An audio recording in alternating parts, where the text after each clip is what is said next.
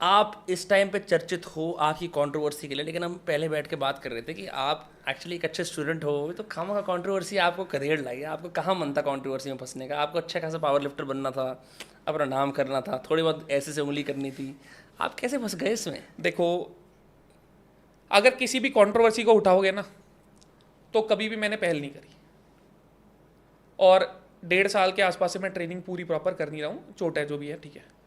तो एक कह सकते हो कि फोकस लेवल ट्रेनिंग पे उतना नहीं है। अगर कोई उड़ता हुआ तीर लेने आ रहा है तो मेरा मन कर जाता है दे दूँ। शुरुआत कोई भी करता है, कोशिश करता हूँ कि मेरे पार्ट पे वो चीज़ खत्म हो जाए, सिंपल है। इस कंट्रोवर्सी को जो ये हुई, ये इतनी ज़्यादा आपके हिसाब से दोन आउट ऑफ प्रोपोर्शन क्यों हो गई? क्योंकि मतलब मैं नहीं कह रहा हूँ, हम लोगों ने बैठ के इतनी देर इससे पहले बात करी है, जो भी लोग ये पॉडकास्ट देखेंगे उनके दिमाग पे ये चीज़ है, भाई ये रजत दलाल कौन है? ये व्यक्ति क्या ये इंस्टाग्राम लाइव पे आके लंबे लंबे इशारे करता है कि भाई अब मैं यहाँ हूँ, मैं वहाँ हूँ, ये चल क्या रहा है? दुनिया ने पॉपकॉर्न खा के मौज ली है इस चीज़ की, ठीक है? कहाँ से बात छिड़ी और कहाँ तक वो एक जात वर्सेस जात, मतलब बिरादरियों की बात कैसे पहुँच गई? देखो, मैंने कभी नहीं बोला कि 36 बिरादरी इस चीज़ में एंगेज हो। मेरी कोई औकात ही नहीं है कि मैं उतने बड़े एक समूह को कुछ बोल पाऊँ। मैंने मेरे जीवन में इतना कुछ करा नहीं है कि मैं खुल के सबको बोल पाऊँ। जी। मैंने मेरे पार्ट पे ये चीज़ बोली थी कि अगर मैं कहीं गलत हूँ तो भाई जो भी सजा वजा देनी है दे लो, अगर मैं गलत नहीं हूँ तो भाई इस चीज़ में मेरा समर्थन करो। सबको हर चीज़ पता है। देखो, मैं भाई 36 तरह की 36 चीज़ें गलत कर लूँगा, उल्टी सीधी, पर इतना सबको पता है कि ये कुछ ऐसा नहीं करेगा जो भसड़ का हो और वो अपने पार्ट पे शुरू करे। तो वो लोग जुड़ते गए और समर्थन इतना ज़्यादा हो गया कि वो चीज़ ना थोड़ी मेरे हाथों से भी बाहर हो गई और प्रशासन के हाथ से भी बाहर जाने वाली थी। Do you think it became a caste issue? यार देखो, सारे जाट भाई एक साथ हो के आए, पर ये नहीं है कि इसमें खाली जाट लोगों की इन्वॉल्वमेंट थी। हर तरफ से हर तरह के लोगों की कुछ कुछ अपनी सोच थी।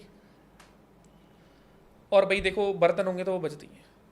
चीज़ें खराब ना हो, सब में भाईचारा रहे, इस चक्कर में ही थोड़ा एक कदम पीछे लेके सारी चीज़ें निपटाई और अच्छे नोट पे निपटाई। लेकिन मैं ये बात इसलिए कह रहा हूँ बिकॉज पहले भी आपकी हिस्ट्री है, जब आपने उन जो फेक साधुस थे आपने उनको भी इंस्टाग्राम लाइव पे उनको कूट दिया। इससे पहले भी आपने कई लोगों को कूटा है। मेरे लिए भी as a watcher of social media ये एक नई चीज़ है, जहाँ पे मैंने अर्पित वाले पॉडकास्ट में बोला था कि रजत दलाल जाके डिलीवरी कर देता है जो चीज़ मतलब जो गलत लगती है।